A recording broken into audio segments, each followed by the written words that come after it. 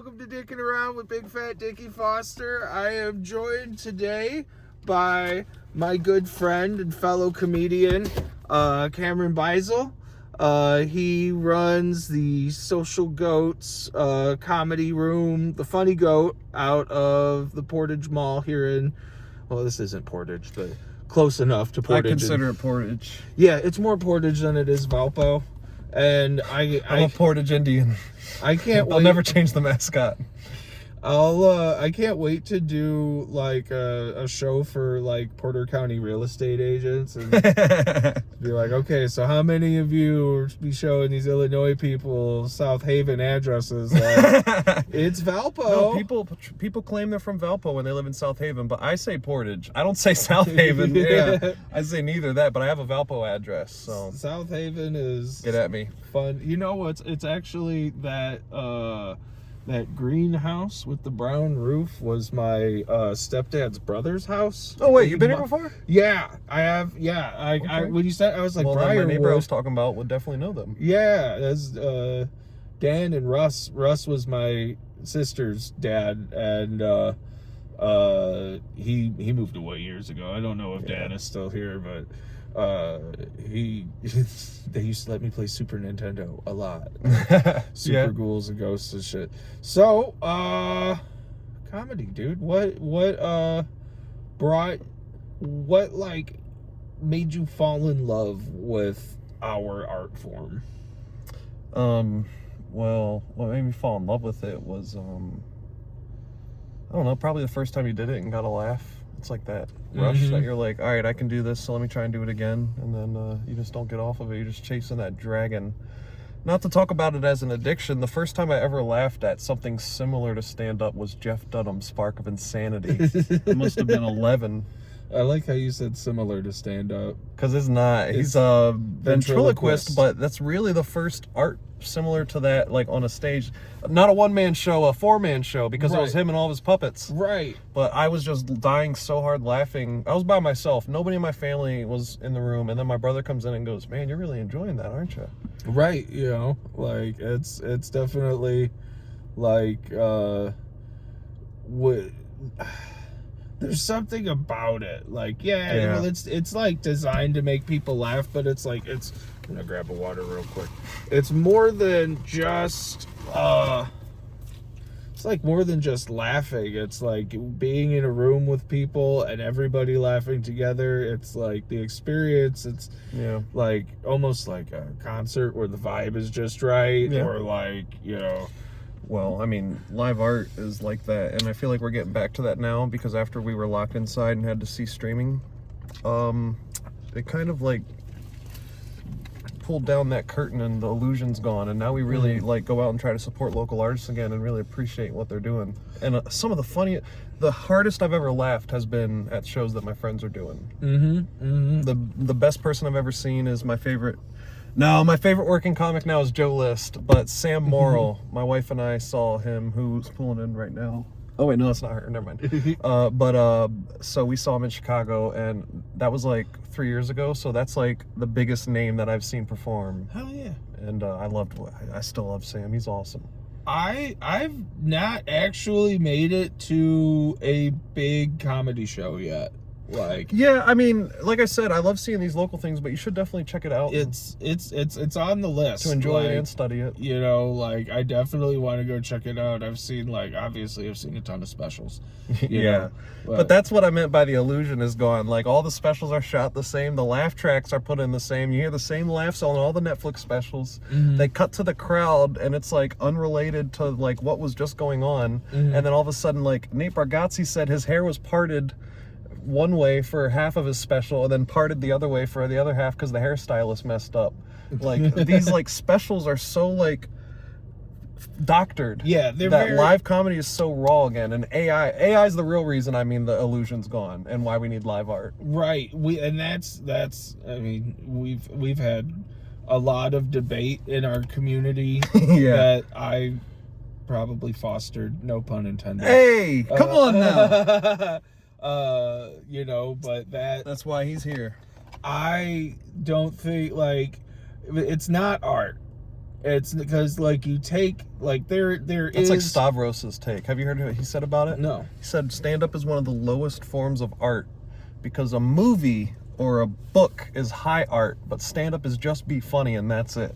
Mm-hmm. And I feel like that's kind of what you're getting at with it. Yeah, because like I mean, you know, there's people that we know that are comedians that are just not funny, and Yeah. you know, and I used this term in the episode that hasn't been released yet, but I was like, we have a lot of hobbyists, a lot of people that like they want to be a comedian, but it's like not everybody is cut out for it. Like not everyone's cut out for it, and it's, truth hurts. You know, I wanted to be a rock star, you know, and it's that I couldn't play guitar well enough to, you know, do that, but that doesn't mean that I can't still enjoy the art form. I'm just not trying to, like, you know, I'm not wasting mine or anybody else's time doing that, you know, like, versus sometimes I'm just like, damn, wow. that's a great way to put it, though. I'm not gonna lie. Like, because it's like, it's not just like, you know, it's not just that they're not just wasting their own time by going to these shows and going up there.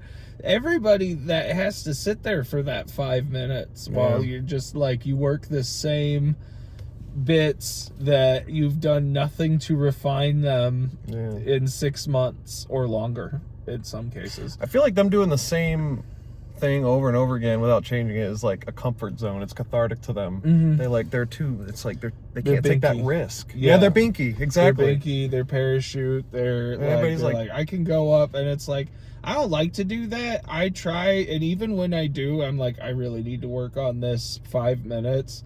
While I'm trying to focus on that 5 minutes, I'll write another 7 minutes, and then I'll go and perform not what I intended to perform at all. There's been times that I've written like 3 minutes of my set just sitting waiting to go up at the drop because, and it wasn't what pressure. It was not even happens. It's not even like I had other things written. It was just like, boom, here it is, run with this. And for the most part, it's been good. Like, one thing that I have learned is I don't want to go last at the drop on open mic very much anymore because by the time I go up, like half the crowd's gone. Oh, see, that's what sucks about it. Is all these people that are coming out to do this and then they're not even staying to support each other. That is my biggest pet peeve because I know I'm hosting my room, so I'm like dialed in, but I'm like that at almost every show I'm at. I'm there to watch comedy. You learn more from the bad people than you do from the good people, so I'm there to just sit through it all. Right, you know, and like there's a guy who I've seen him come up a few times, and as soon as he does his second set, his written set on Tuesday night, he is fucking gone. He's Wile E. Coyote shaped in the door. You know? Like, he is out of there. And I know that probably part of some of it is his ride, but like also like you're not gonna get any better. You're not gonna get booked up there if you're not staying for the whole shows consistently. They do pay a lot of attention to that, like who is actually hanging out at the end of the show, you know, because it's like it is give and take. I think I was describing it to you like this. It's a lot like a 12-step program. Where like there's something like it's called service work in the 12-step program where it's like, okay, now you've gone through these steps and everything. Now you have to start giving back, because the reason that the tables exist is because there is a person that was there to run that table when you got in there. Man, it ain't no Ponzi scheme. What you talking about? Open mics ain't no Ponzi scheme. No. I don't think that. That's like that in the cities, like Chicago or New York, or you could talk to Chelsea about Indianapolis. She did that scene. I didn't really do that scene, but I could talk about a couple things because when I was in high school, I did some open mics in Indianapolis. That was in 2014. So if you count that, I've really been doing comedy for 13 years. Woo. Yeah, but I really started in 2019, because right when I graduated college, I started going out regularly. That's what's weekly. Up. That's what's up. You know? Yeah, before that, it was like 2 times a year. I'm trying to do, like, I don't think that it's feasible for me to do 5 mics a week, but I'm gonna try to figure out a way to do at least 3 a week. 3 a week? Yeah, like if I can squeeze 4 into it, but like right now, trying to move out this direction and take the train to the city and. Well, that travel time is hard, but Chicago is where you can do it any night of the week. So I would say instead of trying to like force it, try to do it when you do have a time. Yeah. It's hard to. It's like when do I have free time? But I don't know. Maybe at an opportunity, the golden opportunity will show up. I was just talking to someone about this. It's like that's why I work midnights, because I need. No, that's when the comedy's happening. There's some mics that start at midnight in Chicago. Sure, there are, but like, well, that's the thing is like, so like with the midnights, that leaves the like prime time / late show open for like, I could do Eastern or Central, and I could like stay until 10, you know, which the drop is usually like, at least where I am on the card so far, like I'd be done well before 10 o'clock, you know, but like doing that, so it's like I can still do some of these things that's in the evening, plus I also have obligations, man. That's what I relate to, man. It sucks being a responsible person and trying to do this shit. Right, you know, and it's like I'm so jealous of the people where it's like you're able to do this because you have a financier, you know. Oh. Like, you know, a sugar daddy, is that what you're saying? Oh, or a sugar daddy, or like he's something, an uncle to pass away. Wait, are there any clauses for that you're waiting on? Any banana peels I need to go throw on the floor? I don't think so. I'm pretty sure. I highly doubt anybody I'm related to. No, you have to be poor. It makes the art better. Yeah, it really does. The suffering is essential to it. Like, you know, it's a lot. It's like drag, you know. You've got to, like, you know, I don't know if we were recording when I said no, we were talking about that before. Yeah, like, but with the triangle that's comedy, professional wrestling, and drag, there's suffering. There's suffering in all of it. Like getting your makeup done is miserable. Tucking is miserable. You know, like going and fighting against a bar crowd at an open mic can be miserable, but that's also how you get calloused up. You know, like right. Sometimes you gotta dig a ditch. That's what I keep on pleading to the previous guest that you had on, my great friend Billy D. Dodaro, is he would come out to my open mic and be like, yeah, man, it was just me, Jacob Reed, and Haley, the bartender. And he was like, I don't want to go up. And I'm like, come on, man, we've done less than this. By the way, shout out to Haley, who is amazing. So fucking awesome. But yeah, no. Haley, you're the best. Thank you. She says she makes sure that she works every night that we're doing the comedy shows. So she's a part of Funny Go Comedy for sure. She really helps promote it too. And she'll promote my stuff. That's not. I know, it's great. Like, I'm like, this is crazy that like somebody's like, because it's like I've got my 60 subscribers. And like, honestly, I've done pretty good retaining subscribers. I've only lost 2. Is that on Facebook or YouTube? YouTube. Well, congratulations. Yeah. I'm one of them. You saw it commented twice on one of the videos. Yeah. Like, share, subscribe, comment. Smash it. Please. Like, smash all those buttons you just said. But like, the views are decent. I had like some of my Limp Bizkit. Fuck the views. No, I'm just kidding. I got 2,000. Oh no, those views. Oh hell yeah, dude, that's awesome. Yeah, I got like. You're talking about those the shorts on YouTube? Yeah. I got like 2,000 on one of my shorts on there, and that was really cool, and it got me some subscribers, and I've done a pretty good job retaining them and everything. But like, it's just. Yeah, no, when I meant fuck the views, I just meant the algorithm is a son of a bitch. Oh, it really, really is. And like, I think I appreciate everybody who does share my stuff, because I'm pretty sure I'm flagged as an extremist on meta platforms. Well, are we all? Yeah, like, you ain't cool unless you're a little Antifa, you know, like. Yeah, no, I don't know about Antifa. I can't keep up with it, man. That's why I did a podcast with my friend Keegan Damron, and we would do a Super Ultimate podcast show, and it was politically themed. Yeah. And we would try to pull up clips and stuff and then make jokes about them, and it was pretty fun. And we would do some Twitch streams too, and react to stuff on TikTok and YouTube. Like we were watching not Jon Stewart, but one of his stand-ins for his show was roasting Tim Pool. Do you know Tim Pool? Yeah. Yeah, that dude is hilarious. And he pretty much outed himself as not understanding women. And what is up with being what is up with the masculinity of not understanding and relating to women? I just don't understand that. It just, well, first of all, from a drag queen's perspective, since you brought up the triangle, have you also wrestled?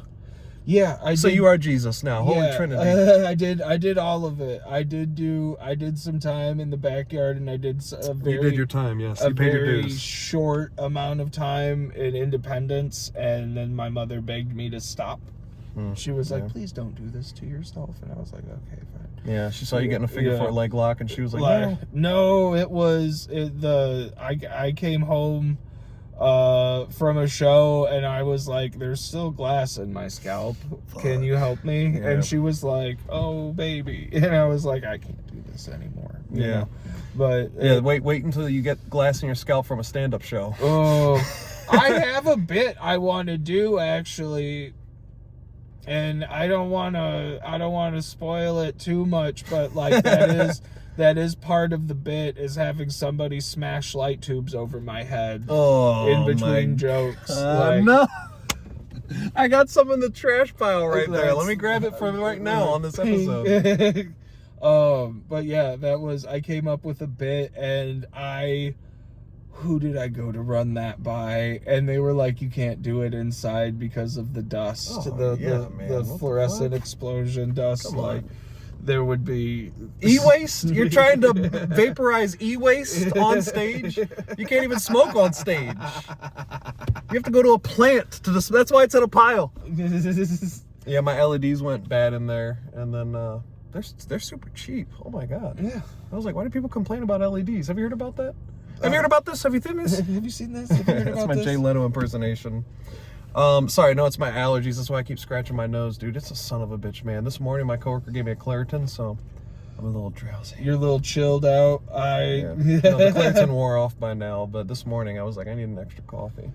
Not enough to see the Hat Man, but enough to... Yeah, no, Claritin won't do that to you. That's no, I didn't take any cough syrup, yeah.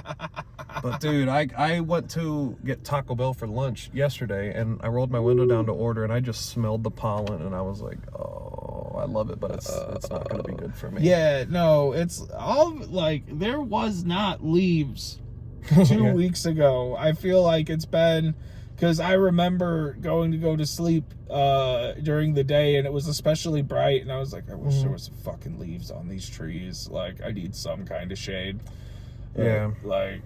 This neighborhood has got some big, pretty trees. I know you came here to play Nintendo a long time ago. So. Oh yeah, no, it's the trees were a lot smaller back then. I was a lot smaller back then too. Even though I've never been small, but like it's like I definitely remember climbing some of the ones. I know. I want to climb my tree too. I'm not gonna lie.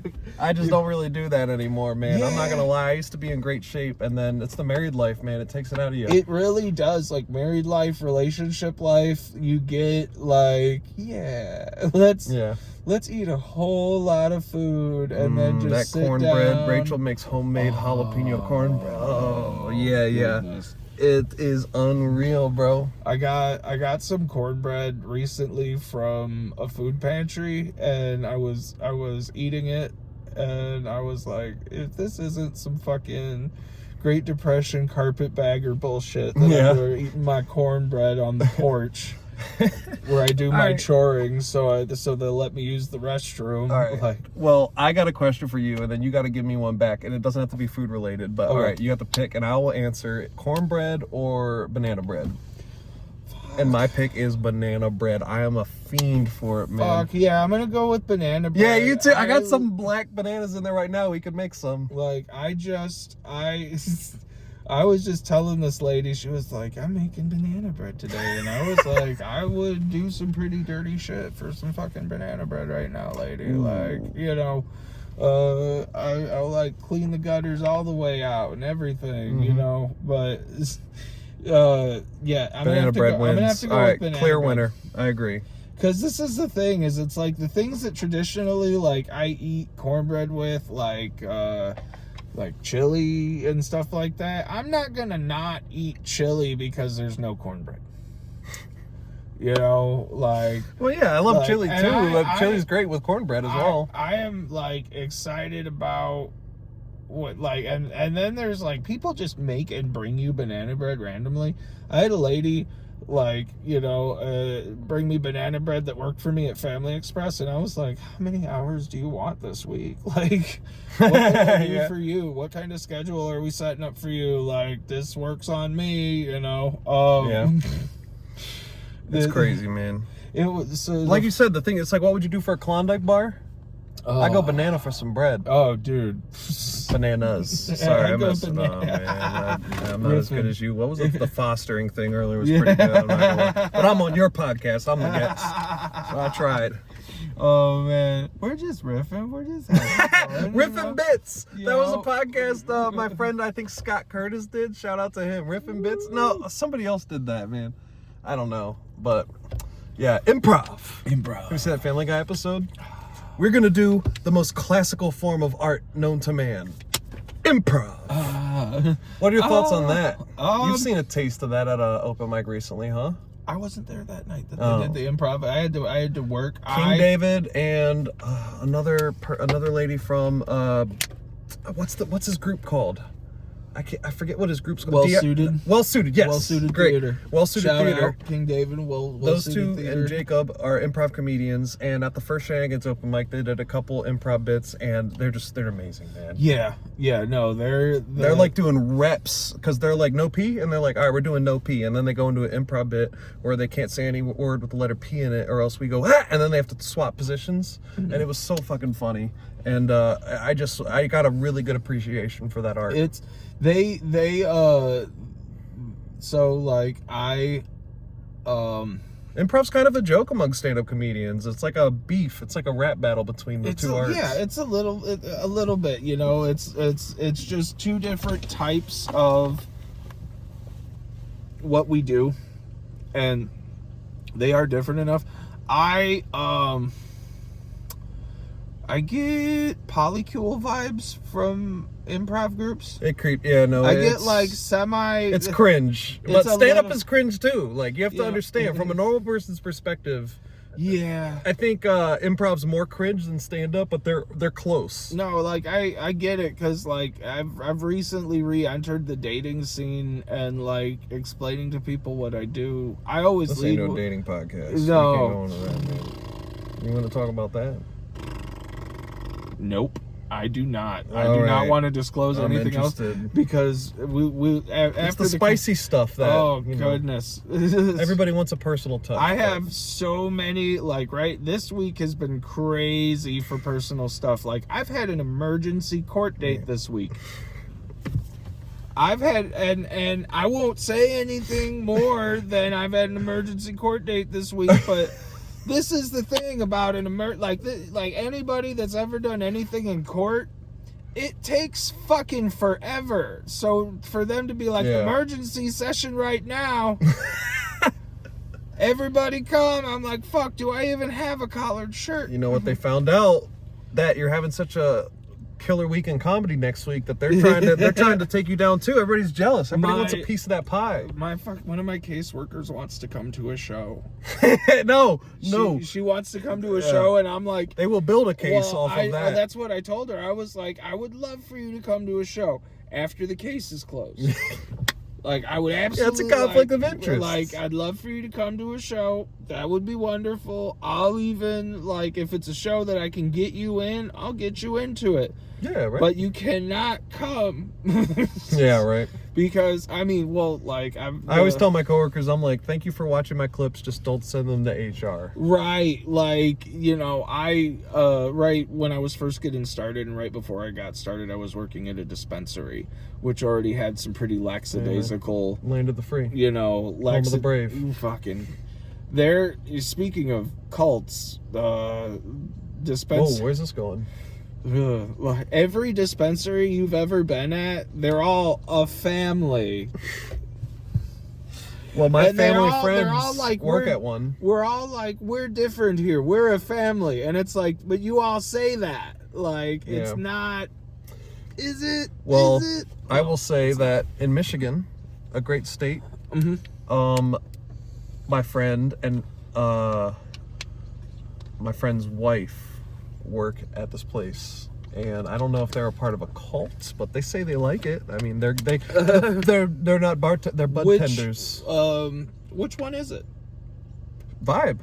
Oh, okay. Yeah, I didn't want to shout out any like specific businesses as well, but yeah, no, they work at Vibe in New Buffalo. That's what's which, by the way, so since we're talking about dispensaries, you know, this fun fact: a bunch of people from Chicago are driving over an hour to go through Indiana to New Buffalo, Michigan, to buy all of their cannabis because in Chicago or in all of Illinois, it's like 4 times the price, brother. And I saw an article about that. Like, it is really, really bad. The spot that I was at, there was a lady that was coming up once a month from south of the Mason-Dixon to spend 30 to 60K. Michigan's so great. You know, everybody loves Michigan. There were people that were 30 to 60K. Yeah, it's illegal to buy that much at once. Are they going to like 10 different?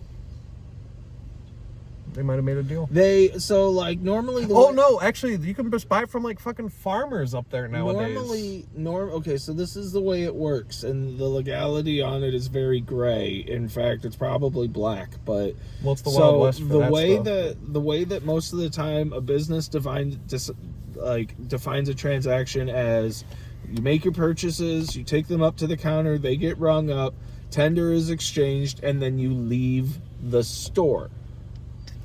The way that the law is written in Michigan to define a transaction through their regulatory agency, they leave out that leave the store part. And some places still enforce the leave the store part. But why is everybody just trying to find loopholes, man? It's all a game. What are we doing? If you ring up 2.5 ounces 7 times, you got a pound. And I only know that because I've done it, you know, I'm just saying, like, at liquor stores, it's like, they're like, oh, you can't buy over 100 bottles, but you can buy as much hard liquor as you want. And I'm like, why is that rule? They're like, it's just the way the law is here. And it's just like, every place has these weird things. It's like, what are we doing? Arbitrary rules are arbitrary, you know, like, it's a lot of Indiana's laws are like, they're like very puritanical, religious-based type things. Ooh, hey, come on now. You got to listen to the Super Ultimate podcast to talk about all that stuff. I'm just kidding. We live in one of the biggest super majorities in the country. Yeah, and it's been that way since 2004, I believe. So they've had a super majority for 22 years now, and I was actually recently talking to someone. They were talking about how like Indiana went from like 12th in education to like 40th in education. Yeah, when I was in I-Step, baby. Oh man, you want to 8th grade I-Step, right? Yeah. You want to know what happened during my 8th grade I-Step? What? 9/11.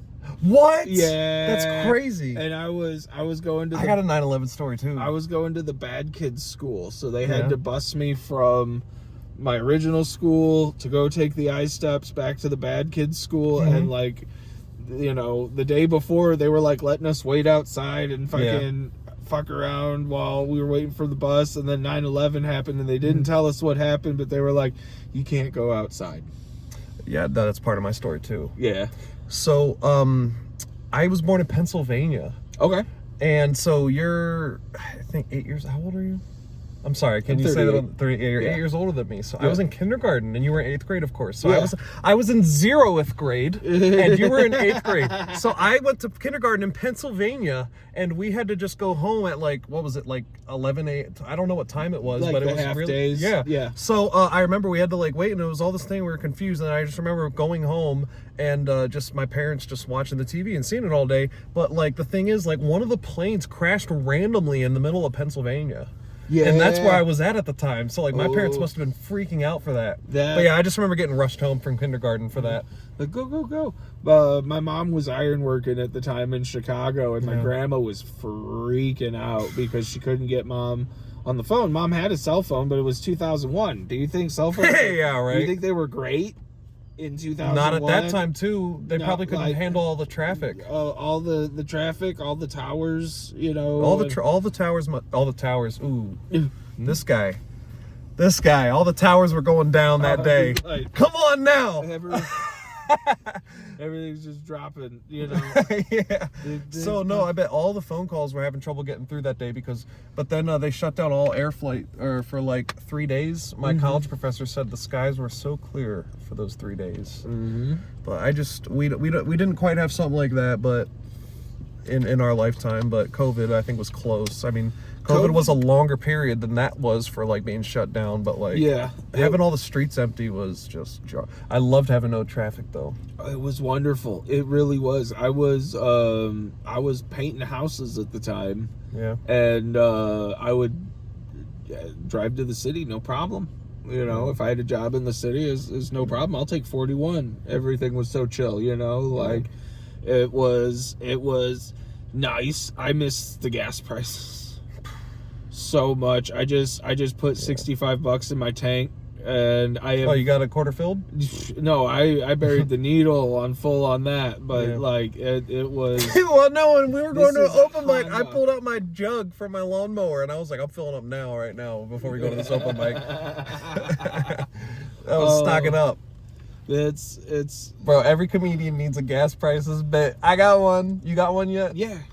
I'm sorry, that's cringe. Actually, I'm a hack. I have a gas prices bid, but mine's interesting. I'm not gonna say what it is here, but you can check out my special when it comes out in September. Woo! If it comes out, but I'm sure it will. Did you get word on September for that? Or? They said maybe. So the idea, you were there for the filming of it. That's so great. We should talk about that actually. That was a good trip. So Moondog Productions. Yeah. So the only other stand-up special that they've produced was just released for free on YouTube. Before that, I think he was selling it on Casey McNeil's website. Yeah. And it looks good, but they had like multiple cameras and a bigger venue for that. But you saw the setup there. So we had like one big camera and then like I think another camera facing the crowd maybe. But the audio was also pretty good in what I watched. So check out Casey McNeil, Highly Disordered. That is that is the only other stand-up special that Moondog Productions has produced. And if it doesn't get picked up by this network, they'll probably just upload it to YouTube like that for everybody to watch. But we'll see what happens with it. There's also Tubi. Like I've seen a lot of people do Tubi, and Amazon will take stuff too. There's I don't know if you know Stone Mormont. I've heard of that name. Yeah, he's a South Bend dude. He's in the armed forces of some kind. I don't know which one off the top of my head. I'm sorry, Stone. But he's got a show this weekend. I'm gonna try to hit because I gotta dick around tomorrow with Chandler, and then when I get done with you're really cranking these episodes out. I'm trying to because I had to lose the lost episode, the Kyle Kinzer episode.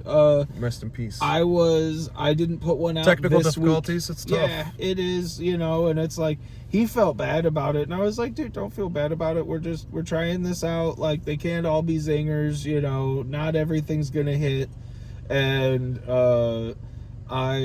it's like it's saved on my iCloud, but it's not on my phone anymore. Well, maybe you can make a Patreon and people can pay to see it. Yeah, that's what what I'll do for when I have him back on here is we'll do a watch along of his episode and just be like critiquing him like, this is where you just didn't say anything but one word at a time for 10 minutes. Oh my gosh. I'm gonna start doing that starting now. It wasn't that bad. I love you, Kyle.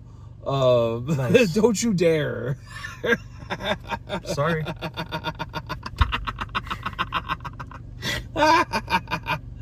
Oh man.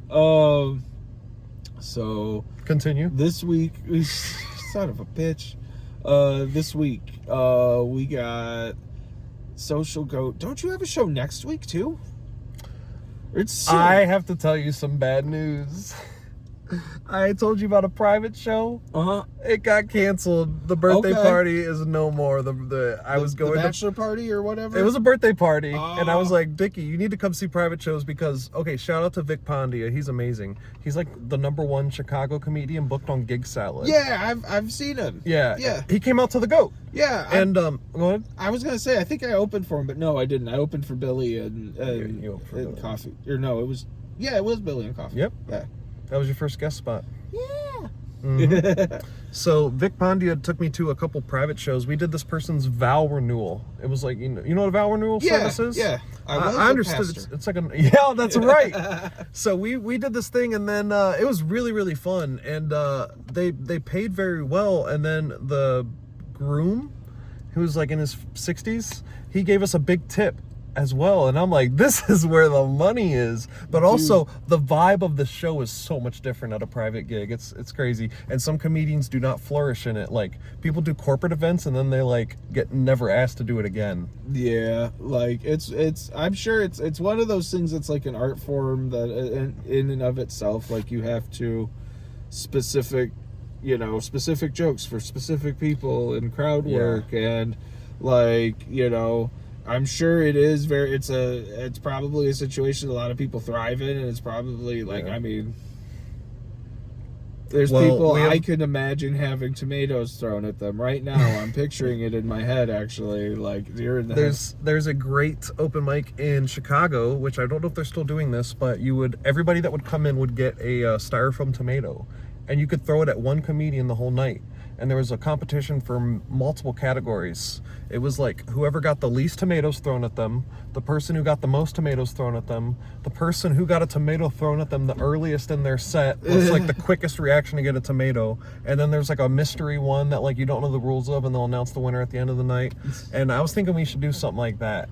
Like, yeah, that'd be a lot of fun. It's crowd interaction. Some kind of like feedback, like trying to get people more like involved in it, because it's like the goat. I love it. I feel like we've gotten a lot better. Those guys at the bars turn around.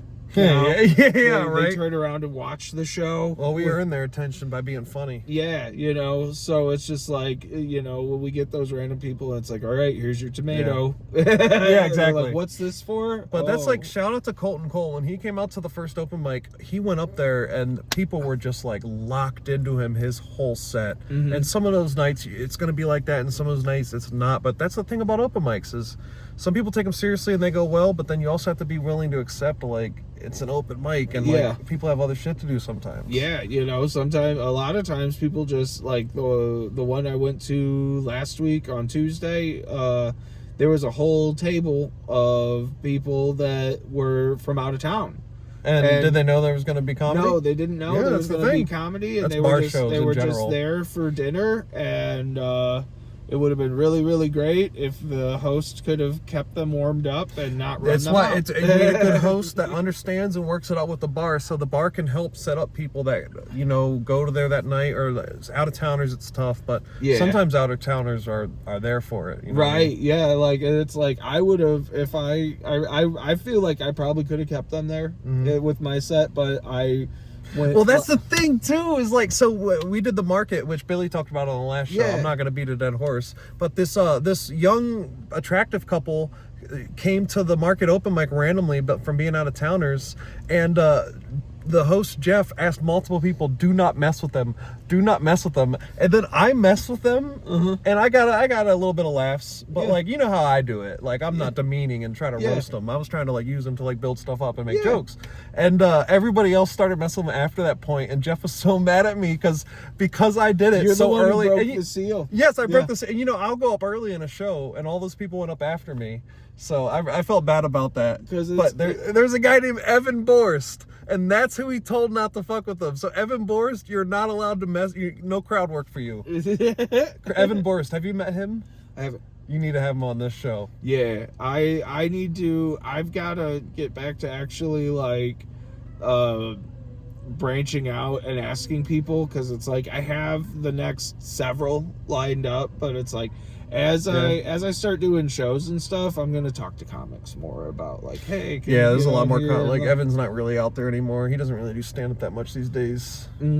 But yeah, that's just random old market story. So but that was a really big part of our scene. And sorry, man, I just yelled and had spittle on my lip for the past 2 minutes. You're good. I'm turning into Alex Jones when I go onto the Dickin Around podcast. Have you been watching any of Tim Heidecker's stuff? I'm a big fan, but no. Like, so he took over InfoWars for the Onion. Oh. Yeah. So, like, first of all, No way. now I need to see this. InfoWars is, he was like, I want to make InfoWars the premium source for transgender comedy.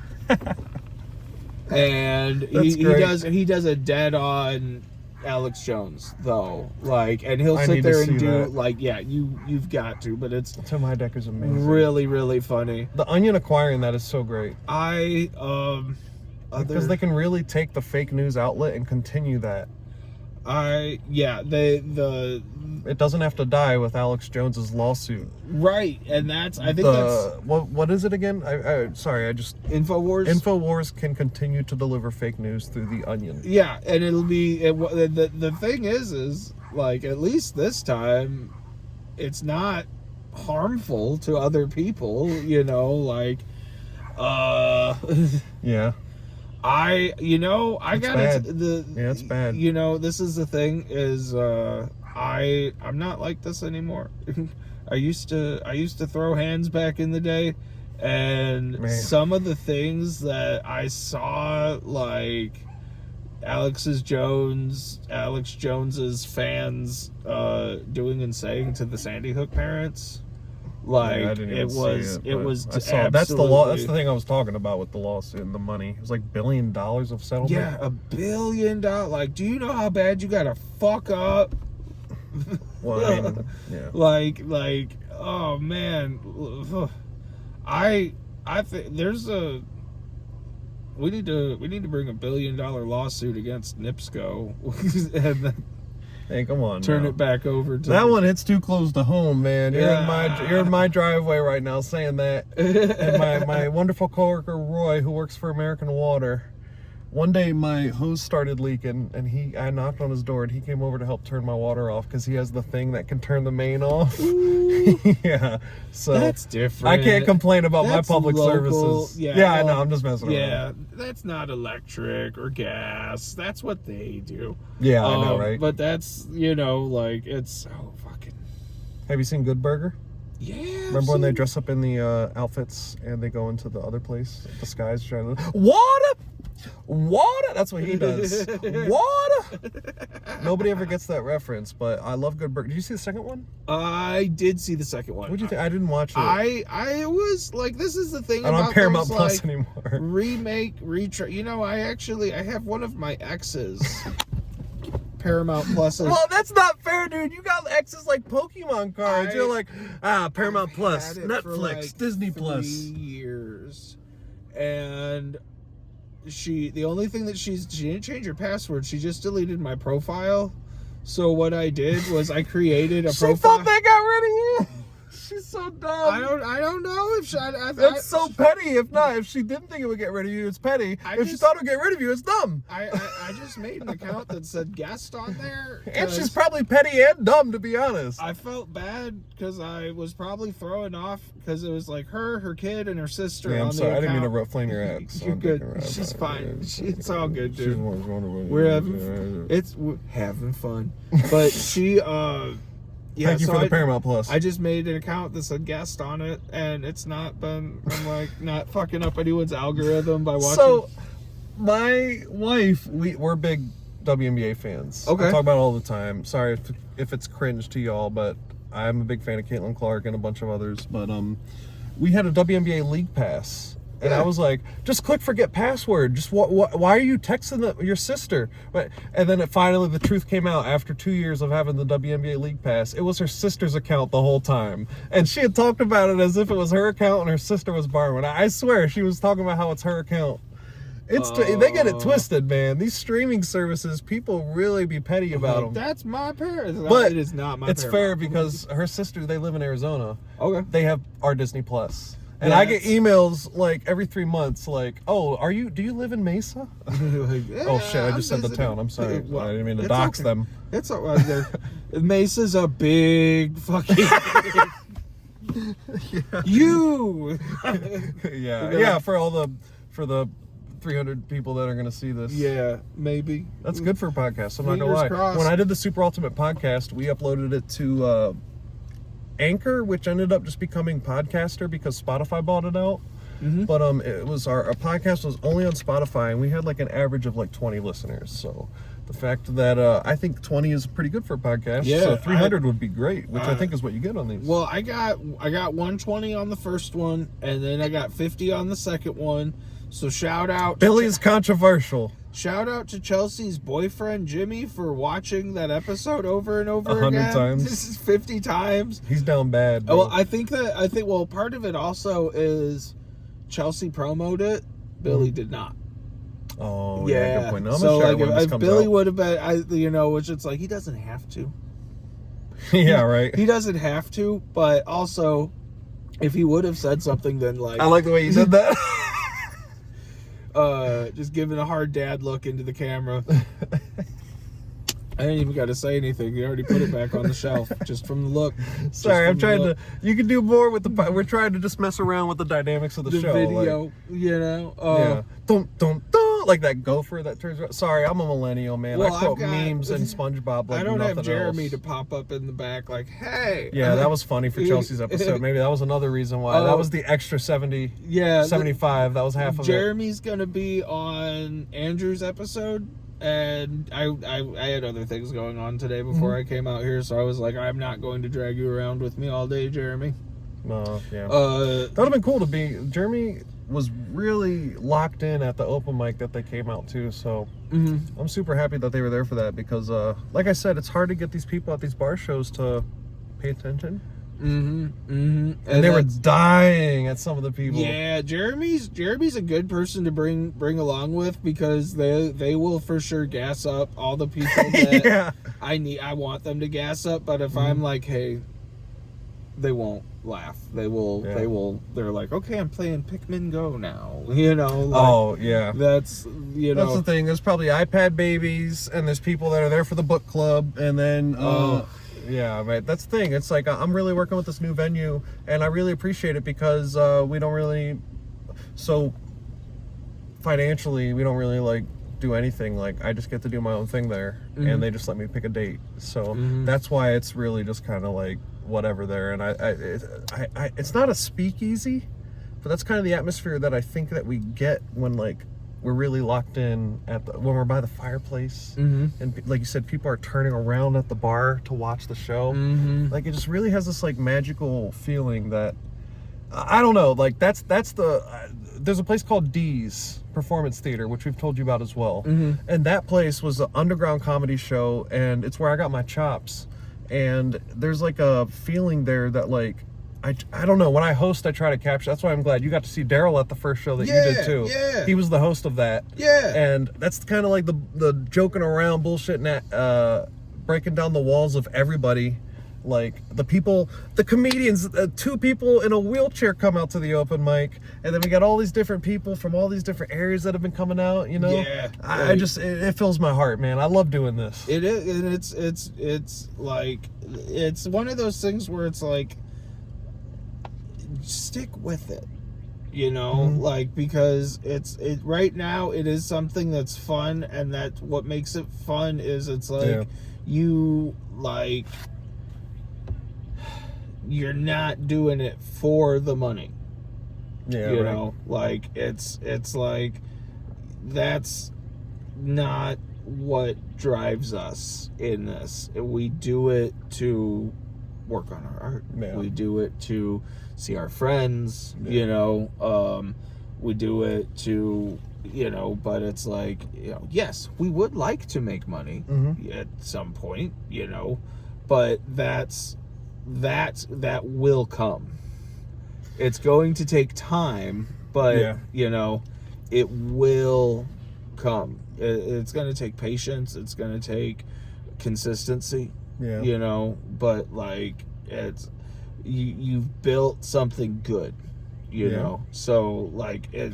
Well, I don't know. I mean, it depends. Like some people can, for lack of a better word, shout out to the Kevin Hart roast that just happened. I haven't seen it yet, but sell themselves to the industry and like make a bunch of money doing it, which is good for them. But I'm like I said, the feeling that I'm trying to, I don't want it to say like it's the opposite of that. Because like I would like for people to like profit off of it. I mostly just want a crowd for the comedians that I book. I really want them to have people to tell their jokes to, and that's when I get more money to be able to pay them and stuff. Yeah. But that feeling of just a bunch of people that came out, and my nights are Wednesdays that the bar gives me, on a Wednesday night to come listen to some amateur comedians fucking do their passion. Billy says it as a joke at every set. He goes, I got a bunch of drunk assholes in a bar listening to me live out my passion. And it's true, man. Like, that's what I said. We love this shit. And that's why I'm committed to it.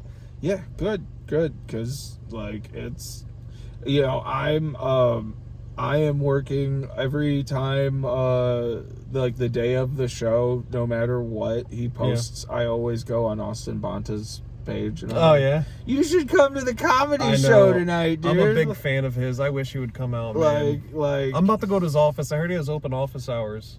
And I'm going to tell him, hey, listen, you got these great comedians. I knew one of them, Katie Miners. Shout out to her. I just watched her at Journeyman Distillery headline, and she was amazing. Ooh. Yeah, and she did the Portage part. And she had a joke about that at the thing, because they like said, like, do you love dogs? That's how they got her to do the show. Because it was a canine benefit for the police. Yeah. And I want to go to Mayor Bonta and be like, dude, I want to do it so bad. I think it was for Portage Parks as well. That's who put the show on. Like, I'm a Portage resident. I would love to do that comedy show for them, and you don't have to pay me to do it. I'm part of the community. I want to do it as a fundraiser for the community in that big venue. It's Doolin something. I'm not sure if that's where they did it. Yeah. But I am jealous, but like I'm saying, like, I live here. I would love to do it. Like, I want to go talk to him about that. Exactly. You know, like, you've got people here that are your residents, and you know, like, yeah, Brandon King graduated from Portage High School. Jeff Webb is going to headline here. He graduated from Portage High School. So yeah, it's great. You got people who knew. That's the thing. That's the beautiful part about it too. Right. You know, like, I was really surprised at the amount of I just remembered another comedian, Steven Saylor, also graduated from Portage High School. So he's probably gonna come out to the next open mic too. So I was really surprised to find out how many, like, mid to upper level comedians have come from Indiana in general. Like, David Letterman's from Indiana. Letterman, he went to Ball State. Mike Epps, Jim Gaffigan. Yeah, that's right. Mike Epps too. Yeah, and Jim Gaffigan. And you know, from 10 minutes that way. I was arguing with one of my exes at the beginning of doing comedy, and she was like, "Who's a famous comedian from Indiana anyway?" And I was like, "Letterman." Oh, yeah. Like, yeah, I forgot about Mike Epps. That's a good one too. Yeah, you know, just say Michael Jackson. Michael Jackson. Have you seen Michael yet? Yeah. You have? Oh yeah, we want to see it again. That's right, you guys, because she loves Michael. Yeah, we both love Michael. I love Michael too. We used to do in music class in elementary school, like, once a week you could come in and sing a song.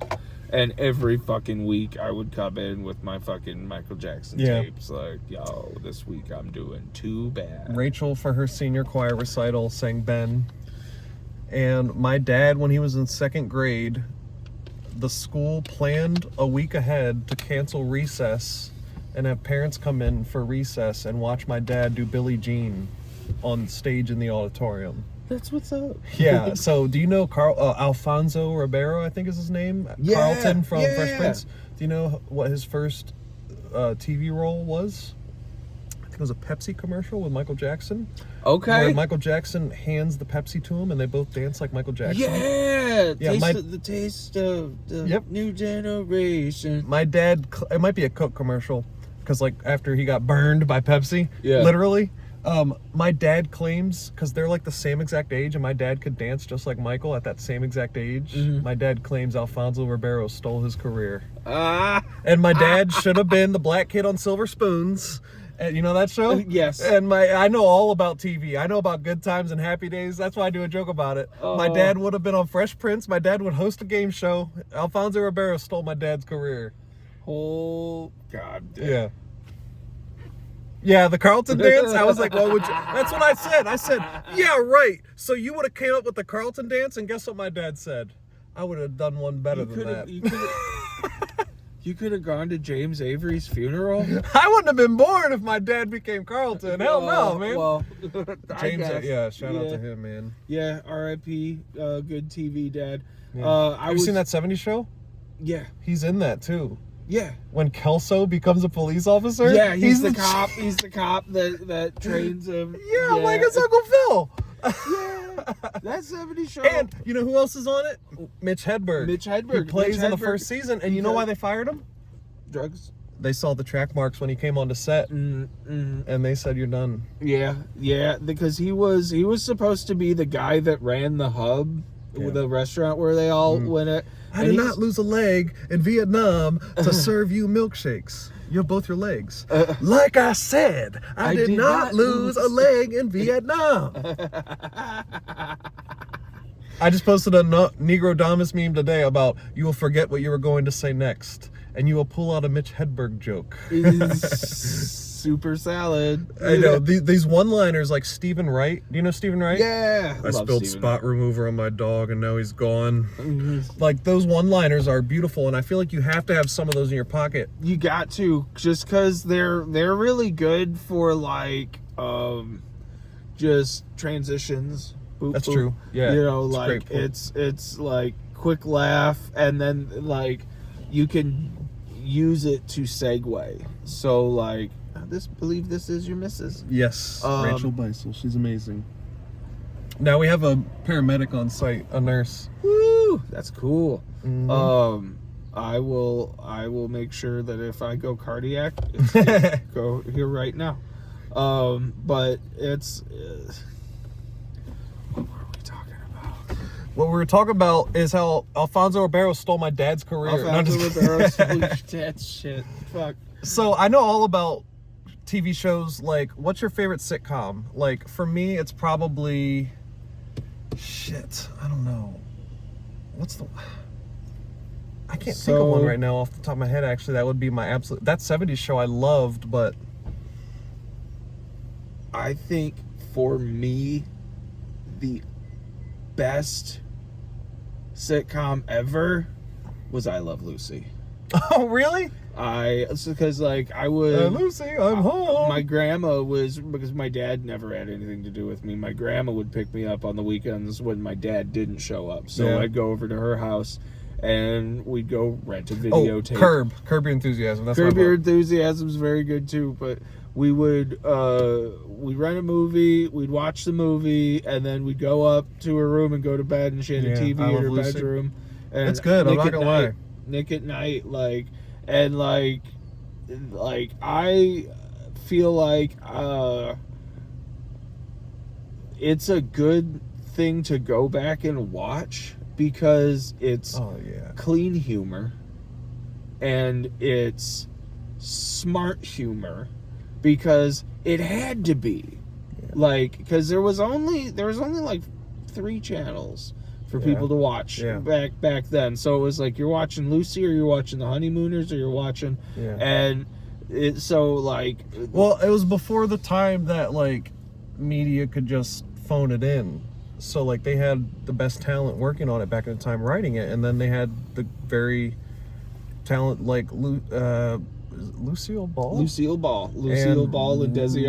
I was about to say Ricky Ricardo. Desi Arnaz were very, very talented. They had the best actors and the best writers on the show that was like in the spot for one of the 3 channels. And so like it was a quality product. And they built like because they built actually like a very powerful TV empire after that. And like Desi Lou Productions put out a lot of stuff. They are actually the reason we have Star Trek. Oh, yeah, nice. It was. I really haven't watched much of Star Trek. I know a lot about it, like just 'cause I'm a big sci-fi fan, but I haven't watched any Star Trek. You like politics, right? Space politics? Space politics, dude. Like, what I'm gonna say, because you're an adult, and you're an adult. I just turned 30, so congratulations to me. You made it, dude. Deep Space Nine, Star Trek Deep Space Nine. Mm-hmm. If you're going to watch anything, start there, because it's very like space politics. No. And I have heard from one human being in my life that The Expanse is the best sci-fi show ever. Have you seen that? I have not seen The Expanse. I have heard. Yeah. I've heard a lot I haven't seen it. I've heard a lot of people say like Firefly. I've heard that too. Yeah. Yeah. I like Nathan Fillion, so like I need to see that. I haven't watched all of it, but I've watched some of it. It was like I heard it ends abruptly and it doesn't have an ending. Well, it doesn't. Yeah, they got canceled. Maybe they didn't finish it. It was just. I heard that about The Sopranos too, and then I kind of knew what to expect. And then when I saw the ending, I was like, yeah, no, I get what happened. People just didn't want to accept it. You know, but real quick to wrap up here. I've been I know, right? We're just getting started. Right, like we could go on and on. I have a dinner date with my second oldest though, and she will start Congratulations on prom weekend. Woo! Yeah, I got it. You know, it's weird, morbid milestone. Well, they're a princess. Well, so it's a faux wedding. My brother Eric passed away when he was 17 back in 1998, and he died about 47 days before his 18th birthday. Yeah. And now my oldest is older than he was. Yeah. And I still think about him as being older than me, but no. It's crazy to think about that, man. You know, I mean, it is time is crazy. There's a shout out to rest in peace Ken Flores. There's a comedian that I only got to do like one show with, and when I heard he passed away and I found out we were the exact same age, like by a month apart, it was a reality check. Yeah. Like he was like going on national headlining tour, and I was like, man, he was doing his thing, and then it was over, and like we're the same age. Like it like makes you realize like you can't take the stuff for granted. Yeah. I mean, and I'm young. He died at a young age, but that's the thing. It can end abruptly, and you have no control over when it's going to happen. But you know. Yeah, I remember I lost a friend in high school, and we wrote his initials on our spikes and track because my one friend found out, and then he like announced it to the lunch table, and then me and this other friend, we were like shocked. We were like, oh my god, we just saw him like a couple days ago. That stuff hits you hard at a young age. Right. You're like, whoa, I can't believe here today, gone tomorrow. It really does. Now, hard left turn. Hey, man, that's the life and death of this podcast. Hey, come on, man. That ain't no hard left turn. One, we're doing a podcast, and two, we're stand-up comedians. Right. There's no such thing. You could back up over a cat while we're filming this, and I'd be like, oh, kitty, go bye-bye. So I'm sorry, that got really extra morbid. I'm sorry. I asked Chelsea, and I asked Billy about their Mount Rushmore of comedians, and I'm dropping that.